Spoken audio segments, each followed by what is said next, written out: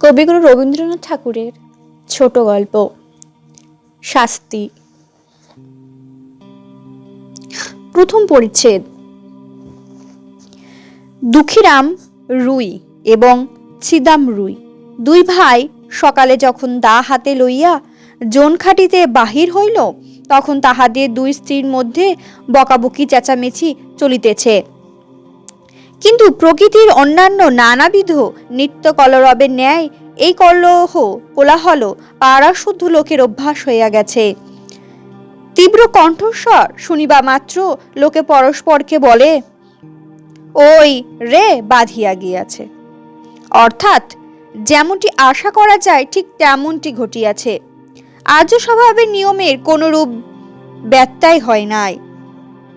প্রভাতে পূর্ব দিকে সূর্য উঠিলে যেমন কেহ তাহার কারণ জিজ্ঞাসা করে না, তেমনি এই কুড়িদের বাড়িতে দুই চায়ের মধ্যে যখন একটা হৈ হৈ পড়িয়া যায়, তখন তাহার কারণ নির্ণয়ের জন্য কাহারও কোনরূপ কৌতূহলের উদ্রেক হয় না।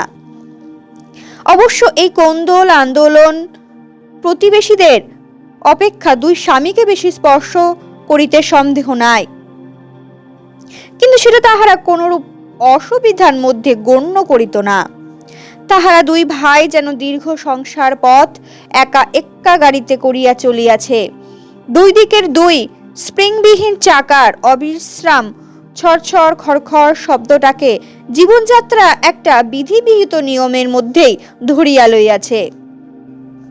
বরঞ্চ ঘরে যে দিন কোনো শব্দমাত্র নাই, সমস্ত থমথম ছমছম করিতেছে, সে দিন একটা আসন্ন অনৈসর্গিক উপদ্রবের আশঙ্কা জন্মিত। সেদিন যে কখন কি হইবে তাহা কেউ হিসাব করিয়া বলিতে পারিত না। আমাদের গল্পের ঘটনা যেদিন আরম্ভ হইল, সেদিন সন্ধ্যায় প্রাক্কালে দুই ভাই যখন জন খাটিয়া শ্রান্তে দেহে ঘরে ফিরিয়া আসিল, তখন দেখিল স্তব্ধ গৃহ গম গম করিতেছে। বাহিরে অত্যন্ত গুমট। দুই প্রহরের সময় খুব এক পশলা বৃষ্টি হইয়া গিয়াছে।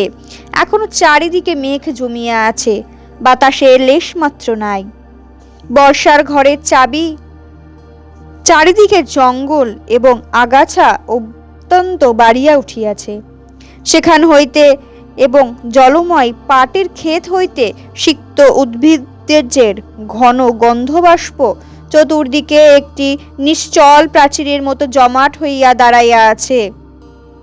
গোয়ালের পশ্চাৎবর্তী ডোবার মধ্যে হইতে ভেগ ডাকিতেছে এবং ঝিল্লি রবে সন্ধ্যার নিস্তব্ধ আকাশ একেবারে পরিপূর্ণ। অদূরে বর্ষার পদ্মা নবমেঘাত ছায়ার বড় স্থির ভয়ঙ্কর ভাব ধারণ করিয়া চলিয়াছে। শস্য ক্ষেত্রের অধিকাংশই ভাঙিয়া লোকালয়ের কাছাকাছি আসিয়া পড়িয়াছে। এমনকি ভাঙনের ধারে দুই চারিটা আম কাঁঠাল গাছের শিকড় বাহির হইয়া দেখা গিয়াছে,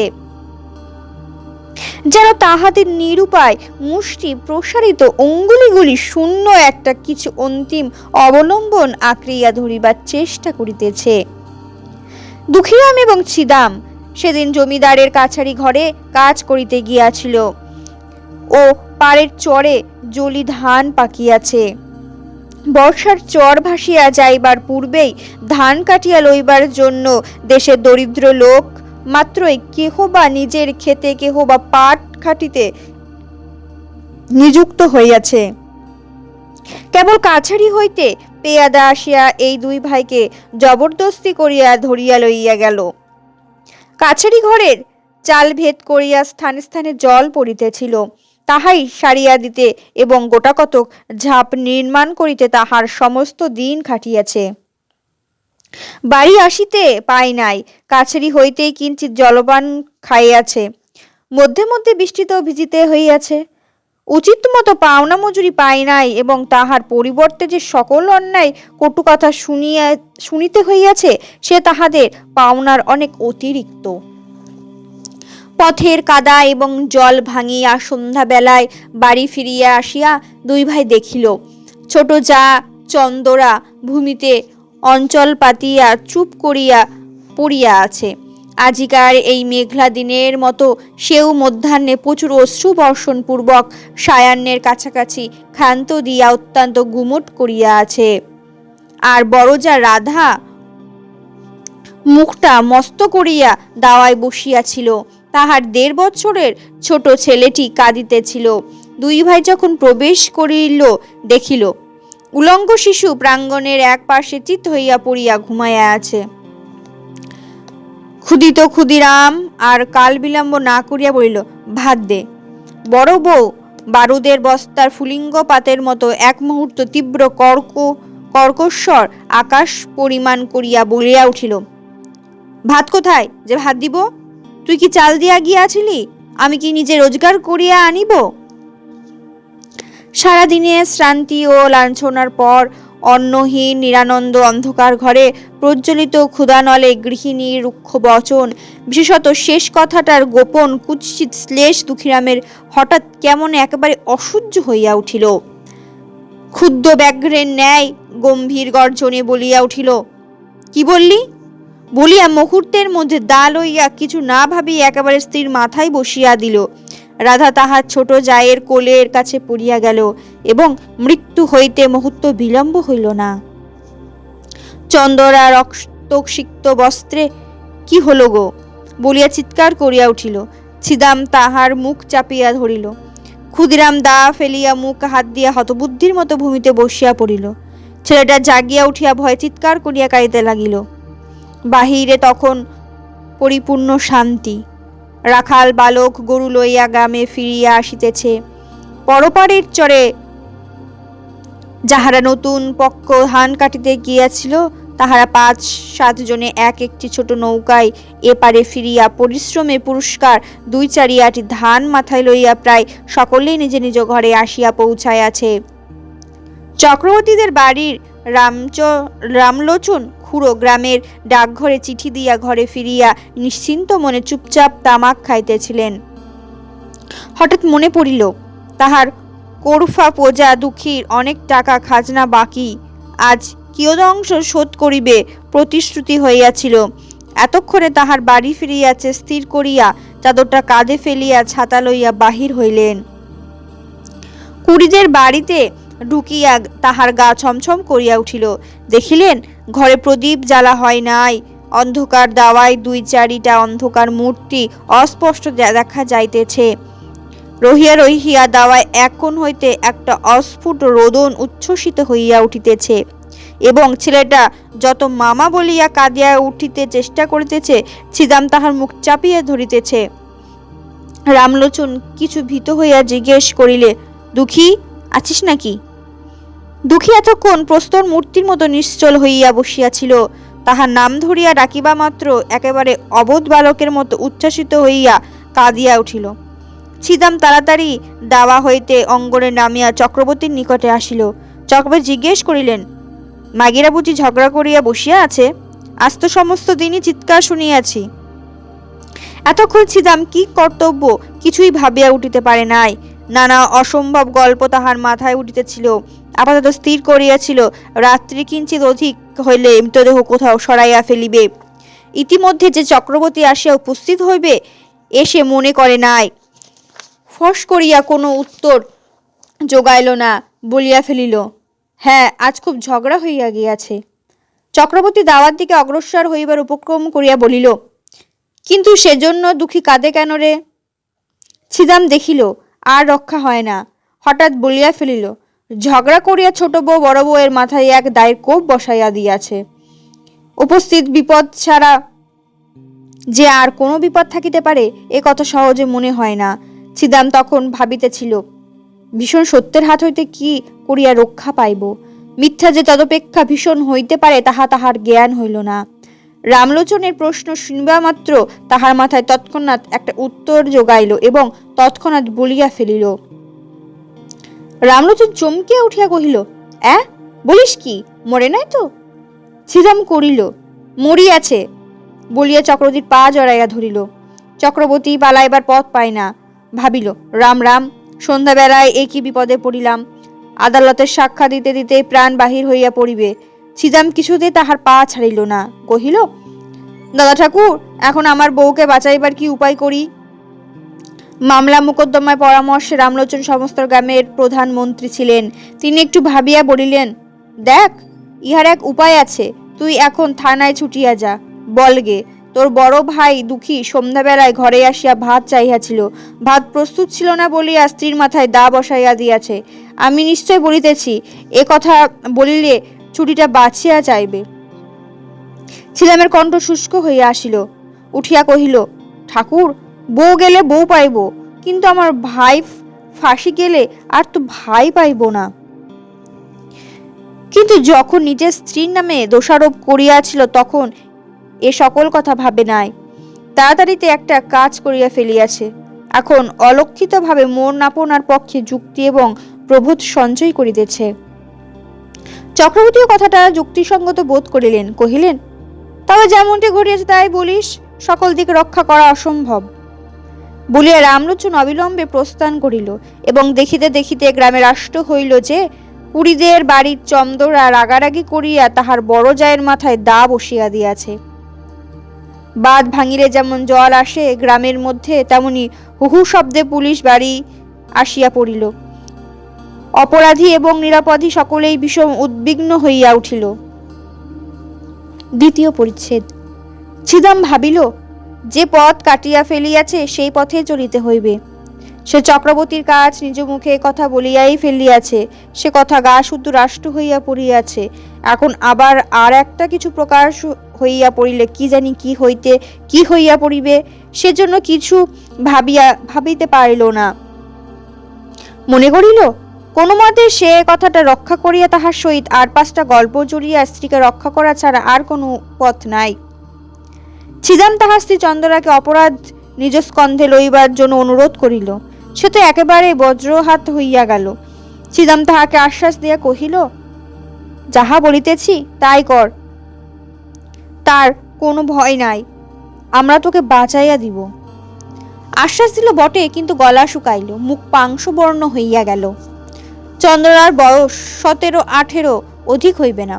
মুখখানি হৃষ্টপুষ্ট গোলগাল, শরীরটি অনতি দীর্ঘ, 8-60, সুস্থ সবল, অঙ্গ প্রত্যঙ্গের মধ্যে এমন একটি সৌষ্ঠব আছে যে চলিতে ফিরিতে নড়িতে চড়িতে দেহের কোথাও যেন কিছু বাঁধে না।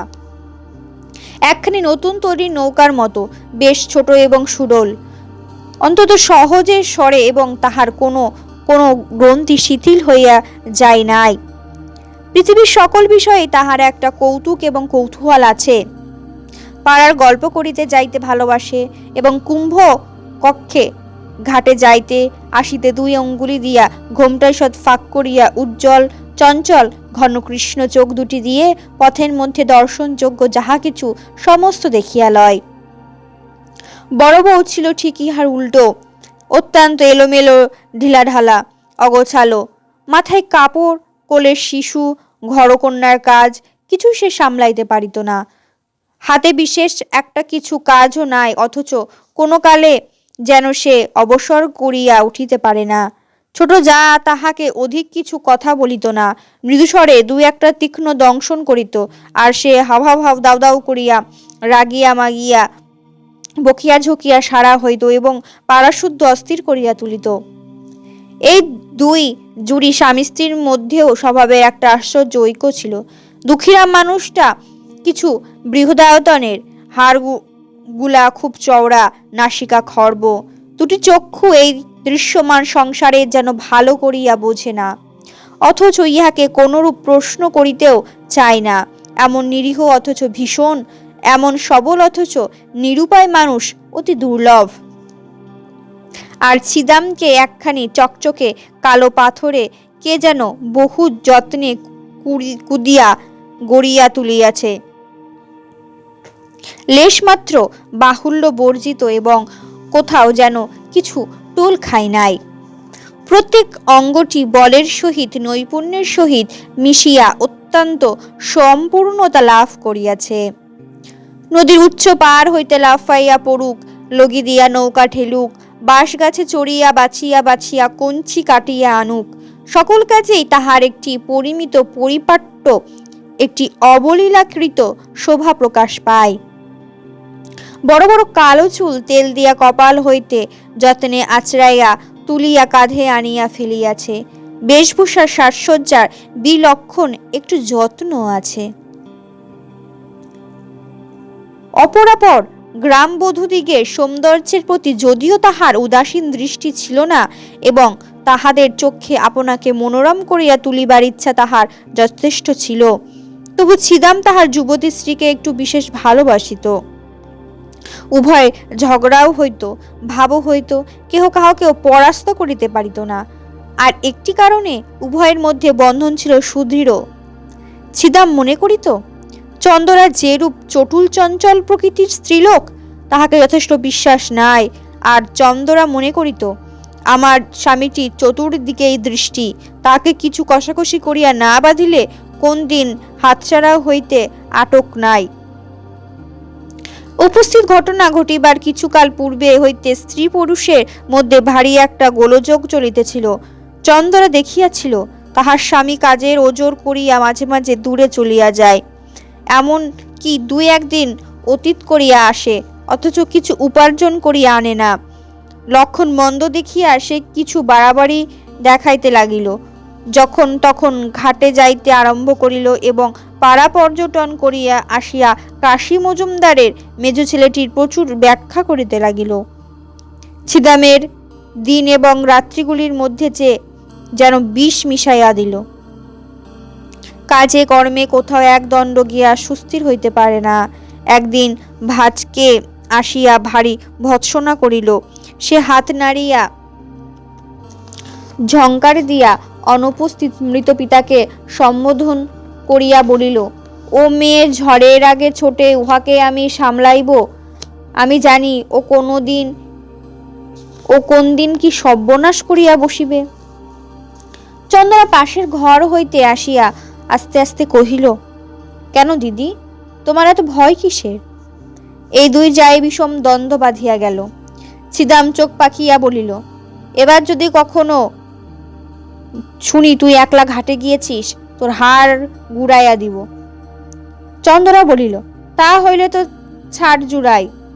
বুড়িয়া তৎক্ষণাৎ বাহিরে যাইবার হুকুম করিল। ছিদাম এক লম্ফে তাহার চুল ধরিয়া টানিয়া ঘরে পুরিয়া বাহির হইতে দ্বার রুদ্ধ করিয়া দিল। কর্মস্থান হইতে সন্ধ্যাবেলা ফিরিয়া আসিয়া দেখে ঘর খোলা, ঘরে কেহ নাই। চন্দরা 3টে গ্রাম ছাড়াইয়া একেবারে তাহার মামার বাড়ি গিয়া উপস্থিত হইয়াছে। ছিদাম সেখানে হইতে বহু কষ্টে অনেক সাধ্য সাধনায় তাহাকে ঘরে ফিরাইয়া আনিল, কিন্তু এবার পরাস্ত মানিল। দেখিল এক অঞ্জলি পারদকে মুষ্টির মধ্যে শক্ত করিয়া ধরা যেমন দুঃসাধ্য, এই মুষ্টিমেয় স্ত্রীটুকুকেও কঠিন করিয়া ধরিয়া রাখা তেমনি অসম্ভব। এ যেন 10 আঙুলের ফাঁক দিয়া বাহির হইয়া পড়ে। আর কোনো জবরদস্তি করিল না, কিন্তু বড় অশান্তিতে বাস করিতে লাগিল। তাহার এই চঞ্চল্য যুবতী স্ত্রীর প্রতি সদা শঙ্কিত ভালোবাসা উগ্র একটা বেদনার মতো ভীষণ টনটনি হইয়া উঠিল। এমনকি একবার মনে হইত, এ যদি মরিয়া যায় তবে আমি নিশ্চিত হইয়া একটুখানি শান্তি লাভ করিতে পারি। মানুষের ওপরে মানুষে যতটা ঈর্ষা হয়, জমের ওপরে অতটা নহে। এমন সময় ঘরে সেই বিপদ ঘটিল। চন্দরাকে যখন তাহার স্বামী খুন স্বীকার করিয়া লইতে কহিল, সে স্তম্ভিত হইয়া চাহিয়া রহিল। তাহার কালো দুটি চক্ষু কালো অগ্নির ন্যায় নীরবে তাহার স্বামীকে দগ্ধ করিতে লাগিল। তাহার সমস্ত শরীর মন যেন ক্রমে সংকুচিত হইয়া স্বামী রাক্ষসের হাত হইতে বাহির হইয়া আসিবার চেষ্টা করিতে লাগিল। তাহার সমস্ত অন্তরাত্মা একান্ত বিমুখ হইয়া দাঁড়াইল। ছিদাম আশ্বাস দিল, তোমার কিছু ভয় নাই বলিয়া পুলিশের কাছে, ম্যাজিস্ট্রেটের কাছে কি বলিতে হইবে বারবার শিখাইয়া দিল। চন্দরা সে সমস্ত দীর্ঘ কাহিনী কিছুই শুনিল না, কাঠের মূর্তি হইয়া বসিয়া রহিল।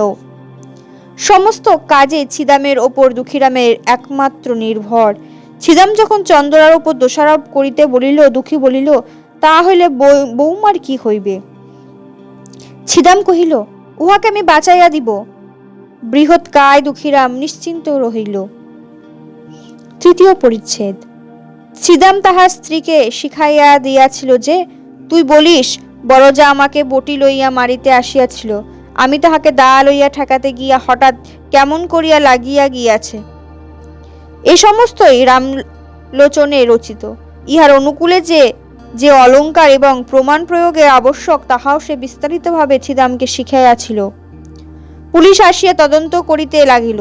চন্দ্ররায় যে তাহার বড়জাকে খুন করিয়াছে, গ্রামের সকল লোকের মনে এই বিশ্বাস বদ্ধমূল হইয়া গিয়াছে। সকল সাক্ষীর দ্বারাই সেই রূপ প্রমাণ হইল।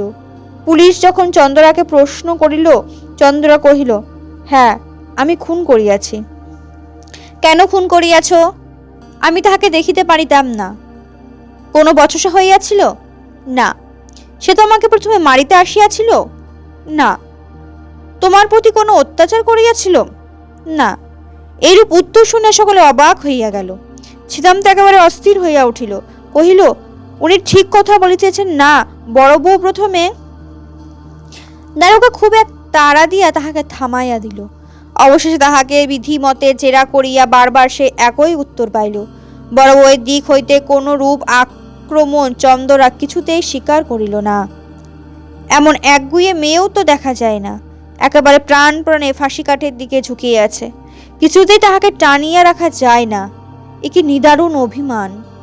চন্দ্রা মনে মনে স্বামীকে বলিতেছে, আমি তোমাকে ছাড়িয়া আমার এই নবযৌবন লইয়া ফাঁসি কাঠকে বরণ করিলাম। আমার ইহজন্মের শেষ বন্ধন তাহার সহিত।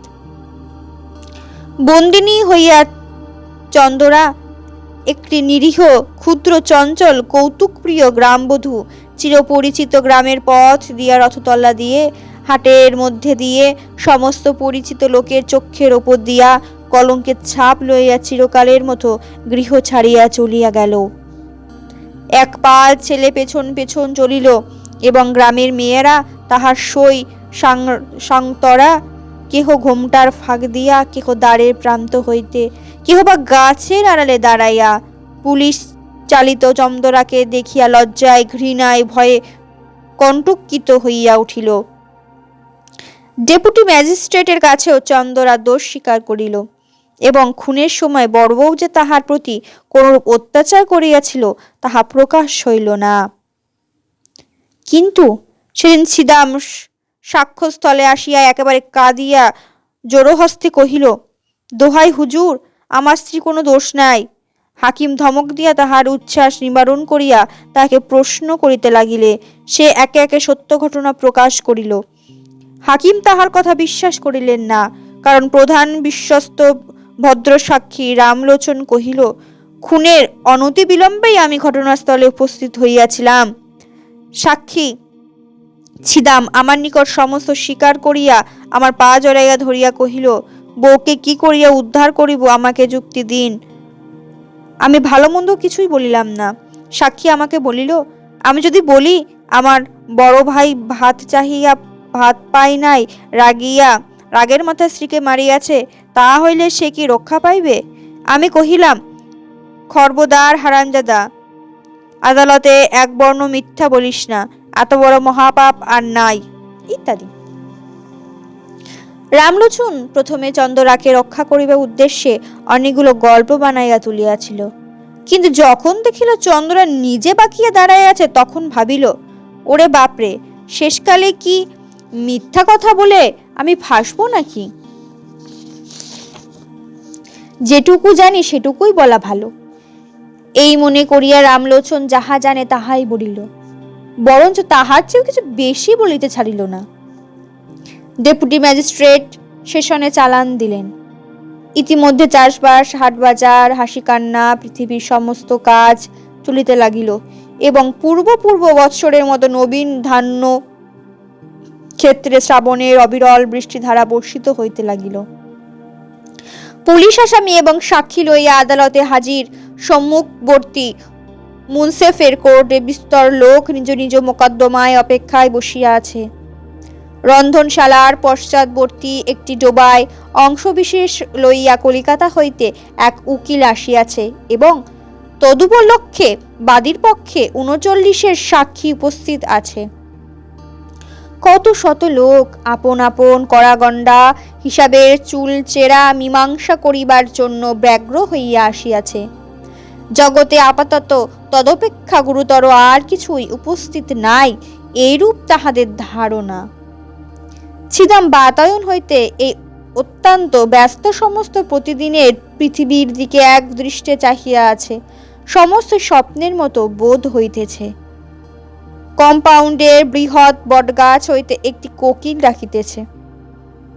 তাহাদের কোনরূপ আইন আদালত নাই। চন্দরা জজের কাছে কহিল, ওগো সাহেব, এক কথা আর বারবার কতবার করিয়া বলিব? জজ সাহেব তাহাকে বুঝিয়া বলিলেন, তুমি যে অপরাধ স্বীকার করিতেছ তাহার শাস্তি কি জানো? চন্দরা কহিল, না। জজ সাহেব কহিলেন, তাহার শাস্তি ফাঁসি। চন্দরা কহিল, ওগো তোমার পায়ে পড়ি, তাই দাও না সাহেব, তোমাদের যাহা খুশি করো, আমার তো সহ্য হয় না। তখন ছিদামকে আদালতে উপস্থিত করিল। চন্দরার মুখ ফিরাইল। জজ কহিলেন, সাক্ষীর দিকে চাহিয়া বলো, এ তোমার কে হয়? চন্দরা দুই হাতে মুখ ঢাকিয়া কহিল, ও আমার স্বামী হয়। প্রশ্ন হইল, ও তোমাকে ভালোবাসে না? উত্তর, ভারী ভালোবাসে। প্রশ্ন, তুমি ওকে ভালোবাসো না? উত্তর, খুব ভালোবাসি। ছিদামকে তখন প্রশ্ন হইল। ছিদাম কহিল, আমি খুনি করিয়াছি। প্রশ্ন, কেন? ছিদাম, ভাত চাইয়াছিলাম, বরবত ভাত দেয় নাই। দুঃখীরাম সাক্ষী দিতে আসিয়া মূর্ছিত হইয়া পড়িল। মূর্ছা ভঙ্গের পর উত্তরে কহিল, সাহেব, খুন আমি করিয়াছি, ভাত চাহিয়েছিলাম, ভাত দেয় নাই।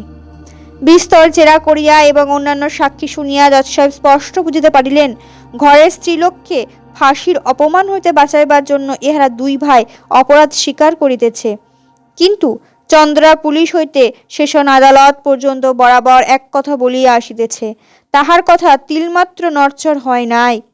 দুইজন উকিল স্বেচ্ছা প্রবৃত্ত হইয়া তাহাকে প্রাণদণ্ড হইতে রক্ষা করিবার জন্য বিস্তর চেষ্টা করিয়াছে, কিন্তু অবশেষে তাহার নিকট পরাস্ত মানিয়াছে। যেদিন এক রত্তি বয়সের একটি কালো কালো ছোটখাটো মেয়ে তাহার গোলগাল মুখটি লইয়া খেলার পুতুল ফেলিয়া বাপের ঘর হইতে শ্বশুর ঘরে আসিল, সেদিন রাত্রে শুভলগ্নের সময় আজকার দিনের কথা কে কল্পনা করিতে পারিত? তাহার বাপ মরিবার সময় এই বলিয়া নিশ্চিন্তে হইয়াছিল যে, যা হোক, আমার মেয়েটির একটি সৎ গতি করিয়া গেলাম। জেলখানায় ফাঁসির পূর্বে দয়ালু সিভিল সার্জন চন্দ্রাকে জিজ্ঞেস করিল, কাহাকেও দেখিতে ইচ্ছা করো? চন্দ্রা কহিল, একবার আমার মাকে দেখিতে চাই। ডাক্তার কহিল, তোমার স্বামী তোমাকে দেখিতে চাই, তাহাকে ডাকিয়া আনিব? চন্দ্রা কহিল, মরণ। শ্রাবণ 1300।